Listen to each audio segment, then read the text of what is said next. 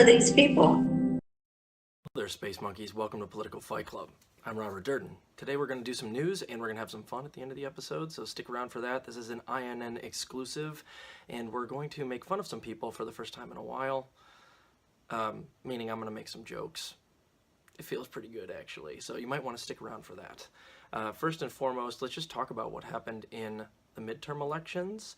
Where I was right and where I was wrong. I was right on what was going to happen. I thought that the Democrats would probably lose the House, but they would maintain the Senate. That did happen. I thought John Fetterman would beat Dr. Oz. I thought he would beat him a lot worse than he actually did, but he did end up beating Dr. Oz. Dr. Oz is a fucking clown. And John Fetterman seems to at least convey some sort of like an everyman cadence in the way that he dresses. I thought that he would actually do very well. Where I was also wrong was that I thought the Democrats would get wiped out in the House. They did not. It appears as though it's going to be a 50-50 tie in the Senate, maybe 51-49 Democrats. And in the House, I thought that the Republicans would pick up 20 or 30 seats. It doesn't look like that's going to happen. They still are going to pick up seats. Democrats are going to lose seats. And it might be a 218, 217 dealie where the Republicans have a slight edge. Right now it's 211 to 203 as of today. So I don't know how that's going to turn out, but it looks like the Republicans probably are still going to take the House. They have a good chance, and it's going to be a very slim majority, which means exactly what we were talking about. It's going to be fucking gridlocked for like 2 years. If you think the first 2 years of Biden's presidency were bad, just wait till this happens. Another thing that's going on is because the House looks like they're going to have a new speaker, Kevin McCarthy, more than likely, it appears as though the Republicans in the House, the Freedom Caucus, the far righties are already using their tactics to extort things from Kevin McCarthy by withholding their vote for him as speaker. So they're doing a force the vote, and they're going to get some things because they're actually using this tactic that the squad failed to use 2 years ago. It's already happening before our eyes, and you better believe they're going to get something for it. That's why they get things done that are absolutely awful, the Republicans and the far right, but the left never gets anything done because they're not willing to use those kind of tactics against somebody like Nancy Pelosi. So bravo to them, boo-hoo to the rest of us, because it's going to be a very fucking rough 2 years. And it's notable that like Herschel Walker should not be anywhere close to Raphael Warnock, and they're in a runoff. That is not a victory for Democrats. If you're not windmill dunking on people like Herschel Walker, you're not doing well as a politician. Let's just put it that way. And also, if I may, you know, it's weird that the Democrats are like, Herschel Walker is too stupid to be in politics. And then they're like, but John Fetterman, yeah, he's an everyman. He's very smart. And then the Republicans do the exact opposite. They think John Fetterman's too stupid to be in office, but they like Herschel Walker. And here I am over here in the corner like, partial credit for both of you? Yeah, it's really a topsy-turvy world. And it's very scary. The next 2 years are going to be absolutely awful, especially if it's gridlocked in the House with like a 1 or 2 vote majority for the Republicans. That's going to be awful. If the Democrats maintain their majority, there's a slim chance they could maintain their majority in the House. That would be ideal for me, actually, because then they'd still have a majority, and for another 2 years, they would prove again to the people that they can have a majority and not get anything done. And they promised, remember, if they kept their majority, which they're gonna in the Senate, and if they do in the House, they said they're gonna codify Roe immediately. And I would love nothing more than for them to take over a majority and for everybody to just get super pissed off and try to force them to do Roe, and then they won't do it because they were fucking lying to you. They were fucking lying to all the women out there to get their votes. They used Roe as a weapon to get people to vote for them by creating the anti-Roe boogeyman that is the Republicans, who had no power the first 2 years of Biden's presidency, and the Democrats could have codified it then, but no, they use it as a way to get your vote, and then if they don't do it after they maintain their majority, it just proves what I've been saying for years, is that Democrats aren't going to do fucking shit for you. They're not going to. They will promise you the moon, and as soon as they take power, whoop, just like they did just now with the student debt cancellation. As soon as they got Gen Z to vote in huge numbers for Democrats, promising them that little carrot, you know, of student debt cancellation, the next day after the election, a federal judge strikes down Biden's pathetic executive order. That's just the way that we deal with things here. How many times, here's the question, how many times is Gen Z going to allow this to happen to them? Because they're still young. You know, they're getting on that path now that I was on 12 or 15 years ago, where I'm like, the Democrats are actually the moral superior, and they sound like they're going to do a much better job, you know, taking care of people in the working class than the Republicans do. And then you vote for them 4 or 5 elections in a row, or you put your faith in them, try to help them out. Nope.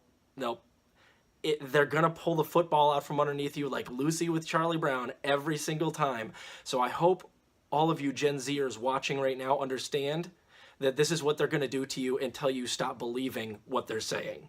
So hopefully it'll take you less time than it did me. If you guys could like figure this out in like 6 years, and millennials and Gen Z, who will make up the entire voting populace and the entire working class of this country, can unite around not voting for the Democrats or the Republicans, maybe we'll actually figure this out. But if Gen Z keeps voting Democrat and they don't figure it out quickly enough, they keep just swinging at that football and flipping through the air, we're going to have a real rough time ever getting anything done in this country. So I hope you guys understand. It's not your fault. You fell for it. Please don't anymore, though. Us millennials have figured this shit out. We're like, we're not going to vote, or at best we're going to vote in high numbers for like Bernie Sanders. But a lot of us at this point are like, the Democratic Party has had plenty of time and plenty of my time and my votes to get something done, and they're not doing it. So anyway, I want to move on to some things that I predict will happen in the next couple of years, 2 years, now that the Congress is all shaken up. You guys let me know if you think these things are going to happen. One, I think that John Fetterman will be on the cover of magazines in a light blue hoodie and yellow shorts. Maybe like, you know, a sporting magazine like Sports Illustrated, or a hunting magazine, something like that. And you know they're going to plant that propaganda, especially if this proxy war in Ukraine keeps going on. Mark my words, my man's going to get on the front of some of these things, because you know he's going to sell out just like AOC did, and that's what's going to happen. Mark my words, he'll be on the front. It might be flipped. It might be yellow hoodie, blue shorts. We'll just have to see. Another one, I think Cenk Uygur might join Breaking Points, and then Rachel Maddow will take his spot on TYT next to Anna Kasparian.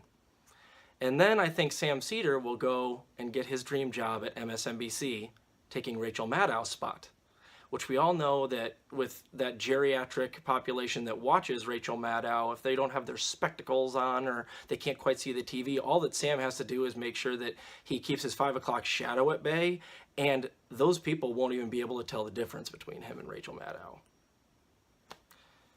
True story, true story. And then CNN, to stay relevant, will combine the podcasting talent of Barack Obama and the charisma of Hillary Clinton, and they will create a show. As you guys know, there was an Obama podcast which crashed and burned. It didn't get its Spotify contract renewed. And then I don't know what happened with Hillary Clinton's new show, Gutsy, that she was doing with her daughter or whatever, but I can't imagine it did very well. They're some of the most loathsome and like not charismatic people on the planet. I can't imagine it did very well. I imagine it did very well, very much like the Obama podcast did, but I predict they will combine those two talents on a show on one of these mainstream media networks, and they'll call it Gutsy and Obama, which that sounds like a pretty good title for a podcast which just has a couple of rich war criminals on it, doesn't it? Obama, yeah. And that's their attempt to make it like, you know, stylish. Gutsy and Obama. Mark my words, Hillary Clinton and Barack Obama will have a talk show, and they'll do like, it'll be like Rogan style, where they try to like dress them down. You know, maybe Hillary Clinton's got like a sideways hat with a flat brim and like tag still on it, and she's like talking to somebody like, you know, John Bolton about trying to get peace in the world or something like that. It's going to be something cartoonish, because we live in a cartoon. But mark my words, it's going to be something like that. Watch. Next couple of years. Especially right before the election time, like maybe 8 months before 2024, when they really think that they have to wheel out Hillary Clinton and Barack Obama to help the Democrats. You mark my words. It's coming. Kyle Kulinski, I think, will try to stay slightly left of breaking points when it comes to escalating with Taiwan in the future. But then after he puts out like one episode of how we should be diplomatic and not start World War III with China, he will take it back and he'll get right on board because Crystal Ball will threaten to dump him if he does not. Mark my words. He'll get one episode out, tops. She might get in his ear before he even lets that out, but trust me when I tell you, I think Kyle Kulinski will try to be a little bit more anti-war because he is pumping the brakes on the Ukraine war now, finally, after 6 months. He finally is saying, well, it's a little bit too expensive to send all this money to Ukraine. He was all on board for like invading, but he was like, yeah, after 4 or 5 times giving them tens of billions of dollars, I was starting to think it's a little too expensive for us to continue this proxy war. So he rolled it back for austerity, not for the truly left position, which is just war is bad. A lot of people are going to die. We should use diplomacy from day one. No, he wasn't on board for that. He doesn't care about the humans lost, the humans' livelihoods ruined when you start a war like this. No, it's costing a little bit too much money. But that person, yeah, he thinks the rest of us are right wingers. Number 5, I think that comedians will continue to tell the truth and become more like the news.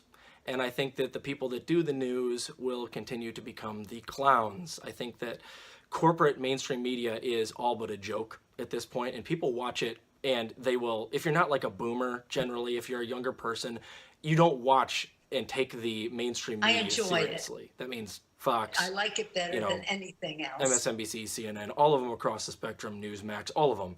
If they're in a button-up and they're reading from a teleprompter, younger people tend to see through that. And I think that the popularity of comedians and artists putting their voices online is going to go up. That's why you see, people like Rogan, Russell Brand, and indeed Jimmy Dore gain popularity, is because they're not trying to do the news. They're trying to do their art kind of and then weave the news into it. And I think that's going to become more popular, and indeed comedians do tell more truth. That's their job than these mainstream media clown button-up sons of bitches. So I think that this is going to continue. This is a trend I've been talking about for years, and I think it's going to continue. The more cartoonish our society becomes, the more the comedians are going to be the truth tellers. That works well for me because I love telling jokes. Speaking of which, let's do some really important news here. Kyle Kulinski dyes his hair blonde, which don't know how I feel about that. Now my Forrest Gump joke doesn't work nearly as well. But to be fair, I wasn't really making fun of Kyle because he has the same hair as Forrest Gump. I mean, that's coincidental. I pointed it out. But I pointed out that he is like Forrest in that he's just kind of slow. He just takes forever, i.e. the Ukraine war. He was cheerleading it 5.5 months ago. Now he's, oh no, we're spending too much money on it. You see, like he came to the right conclusion for the wrong reasons, albeit 6 months late. That's why you're Forrest Gump. But yeah, it does mean that my joke doesn't land quite as well anymore. So now I'm gonna have to figure something out. Maybe Slim Shady. It's bright blonde. I heard it's for a Halloween costume. Don't really care. It's just ruined my joke. Thanks a lot. The Democrats have lost seats in Congress, yet they are saying that they fought off fascism and continued democracy, protected democracy. So say this with me again. The Democrats lost seats and somehow defended democracy. Make it make sense. Make it make sense. They're saying, like, it's a victory for us to have not been wiped out or annihilated entirely. So that's pure Democrat. Is there a more Democrat thing to do than to actually lose seats in a congressional race and pretend like you're a fucking winner? And by no means is a Democratic majority or the Democrats remaining in power protecting democracy. We, of course, know that under Biden and this Democratic majority, there has been unlimited spying, surveillance of Americans. We know that our elections are, rigged in a lot of ways. The Bernie Sanders, we know from the Podesta emails that Bernie Sanders was cheated in 2016. We don't really have a democracy to defend, and certainly the Democrats are not defending democracy. But it is hilarious to me that they will actually, it looks as though they're going to lose 4 seats, 5 seats, something like that in the House, and they're still maintaining that that's a victory. Quintessential Democrat, that's for sure. Oh geez.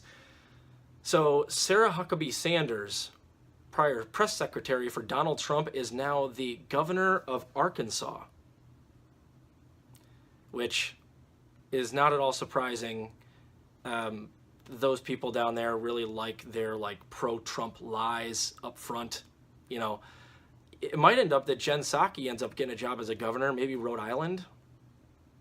I know you're asking yourself, why Rhode Island, Rob? And I'm like, oh, little state for a little lady. Yeah, that's all that goes into my jokes. That's all that goes into my jokes. But I honestly do want to know, how did Sarah Huckabee Sanders get out of her NFL contract? Wasn't she a lineman for the Raiders for the longest time? I don't know. I don't know these things. I'm not a lawyer. AOC said in an interview with Ryan Grimm that, quote, if someone makes a mistake, it's not the same thing as selling out. Which is an absolutely hilarious defense of her actions, because what she's actually saying there is, I'm not really corrupt, just incompetent. And you know, Ryan Grimm's sitting doing this interview, and you know what's going through his head when she says that. He's like, you know, psst, you can be both at the same time, corrupt and incompetent. I'm just saying, it's working well for me. All right, and last but not least, certainly, is Mike Figueredo got bodied by INN and the Revolutionary Blackout Network on Twitter, called a couple of my friends, Collin, Radix-Carter, and Sabrina Salvati dipshits, because they pointed out that he was ridiculously surprised by Biden pulling the rug out from underneath those Gen Zers that he just tricked into voting blue by actually allowing the student debt cancellation plan that he had put out there get struck down by a federal judge. And of course, Figueredo goes out there and immediately goes, well, it was a Trump-appointed federal judge. Leave it up to him to spin this as somehow Trump's fault, even though Democrats have had a majority for 2 years, and they could have, it doesn't even matter. By executive order, a sweeping executive order using the Higher Education Act of 1965, Section 432A, which I've said millions of times on a lot of these shows, and I've been repeating it. If you do that and blanket cancel everything, it's much harder to challenge in court. It's easier to get struck down if it's a means-tested thing, which it was. And he knew very well, Biden knew very well, that it was going to get struck down. He just used it as a way to get people to vote for him. And we've been saying this for 2 years.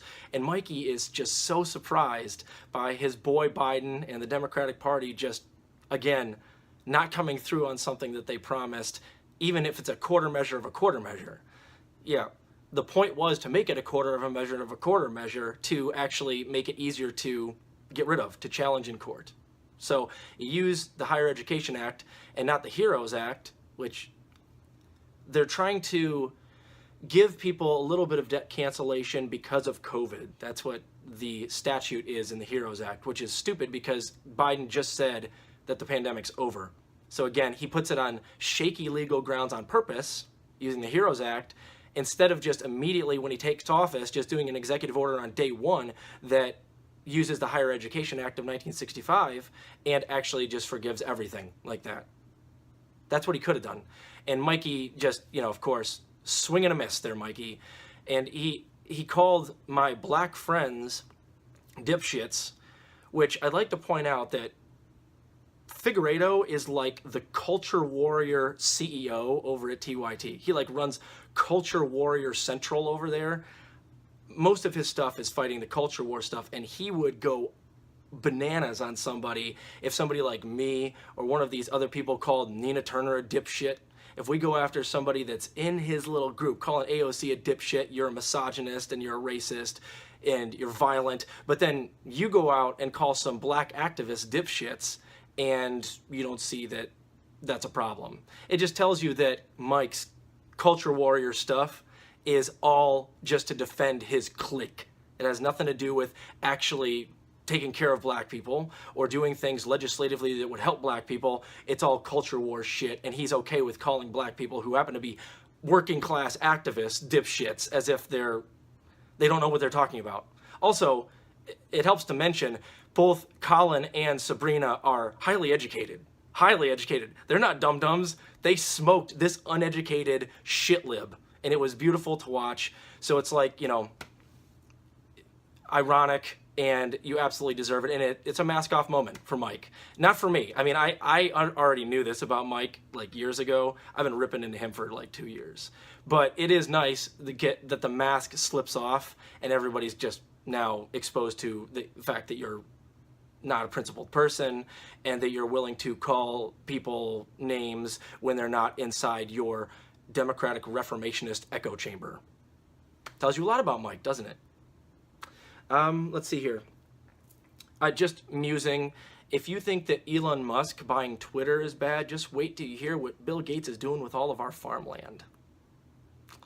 Food for thought. Food for thought. Let's see here. I think that's all I got for you today, guys, as far as jokes. I'd like to end on this.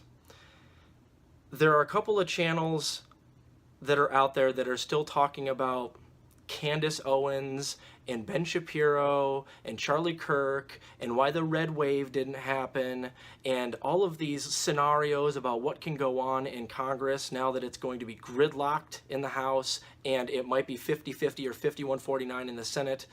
Anybody that is just covering these things is not telling you the most important things in this country and across the world right now. It's really, really easy to see at election time who's actually serious about doing the news and talks about serious things and who are actually just a bunch of jokers. If anybody is just talking about electoral politics right now, that channel is not worth your time.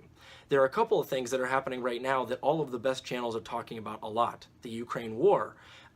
For instance, we're finding out new evidence now that MI6 possibly planned the bombing of the Kerch Bridge and the Nord Stream pipelines. That is a huge story that is getting no press whatsoever. That's gray zone, and they're coming out with more stuff as it happens. That's super important. There are bot farms being built by like Ukrainian intelligence and the Pentagon to spread propaganda and keep this war going as long as possible. That is an important story that's not being talked about a lot.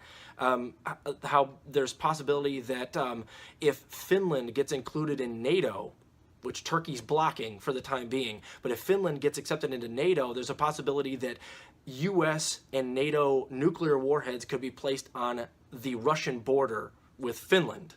If people aren't talking about that, they're not serious. These are types of things that actually matter. How about the fact that Saudi Arabia is likely to join BRICS, and they're applying to join BRICS, and there are a whole bunch of these countries in the global south that are now going to join with the new alliance that is Russia and China that we have, as the US, we've forced those two superpowers together because of our sanctions and because of the way that we're treating the Ukraine proxy war.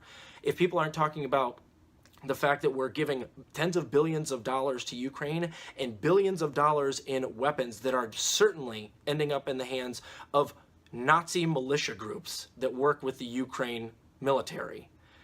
This is one of those things where they don't want you to focus on it because 10 years from now, the politicians are going to pretend like they have no idea where those Nazis got all of those weapons. It's the same thing that we did with Al-Qaeda. We created Al-Qaeda because we're arming rebels in a country where we're trying to destabilize the government or destabilize their economy. And then what ends up happening is that becomes, it proliferates. All the weapons and the money that we give there proliferates and it turns into Al-Qaeda. We're doing that with Nazis right now. And if you guys have seen, the UN voted, the last UN vote last year to ban glorification of Nazis.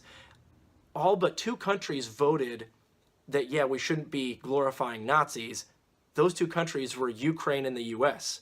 That vote happened again recently, and over 50 countries voted with the Ukraine and the US. So if you're not seeing a global rise in Nazism, and you're not reporting on that stuff right now, you're not serious. And all the people I just went over making jokes about, those people aren't giving you honest analysis, and they're not talking about important things. Too busy fighting the culture war.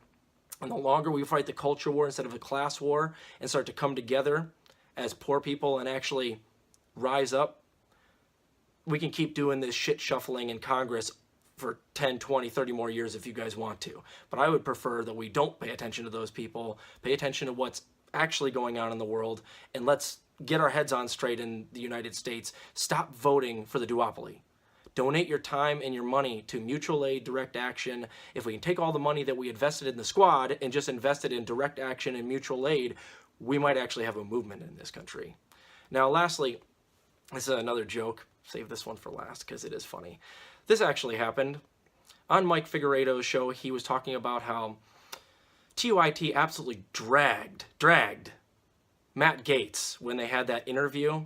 I didn't see the whole interview, but I did see the part that got a little bit heated. Basically, Cenk and Anna called Matt Gaetz out on his alleged child sex trafficking case, where he was dating like a 17-year-old girl and they crossed state lines. Now, he is, allegedly, that is what's going on with him, which I'm not absolving that, of course. The thing that makes me laugh is that they're calling him out on that, and when you've got Anna Kasparian, who gave a tongue bath interview to Madeleine Albright, who she's not guilty of going after a 17-year-old and going over state lines or dating anybody like that. She is, however, okay with hundreds of thousands of Iraqi children dying due to the sanctions that she put on them.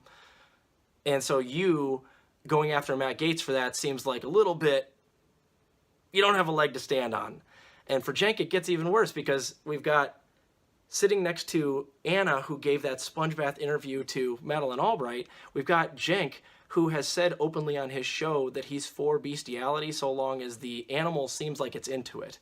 So I'm just saying, if we want to just exchange embarrassing things that everybody's doing right now, Cenk and Anna aren't the right people to be calling out Matt Gaetz on that.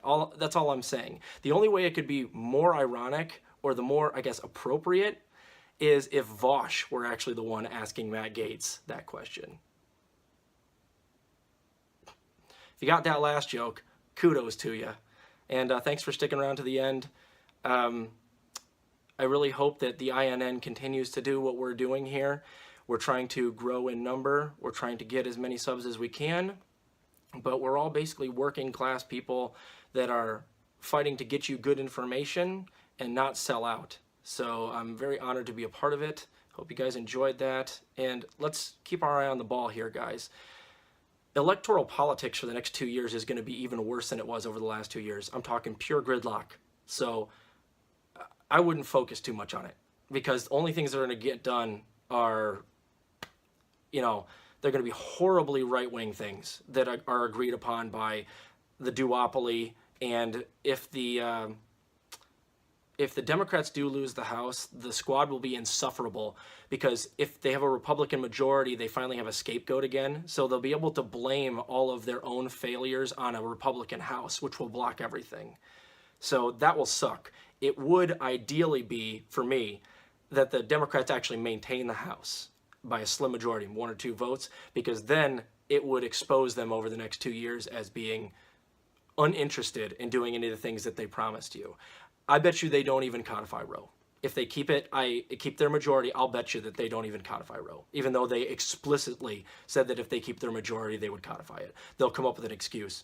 And that is going to be, that is not going to look good for them, which means I'm okay with it. We need to get past the duopoly if we want to protect women. So keep fighting that good fight out there, guys. Hope you enjoyed it. Talk to you later. I enjoy it. I like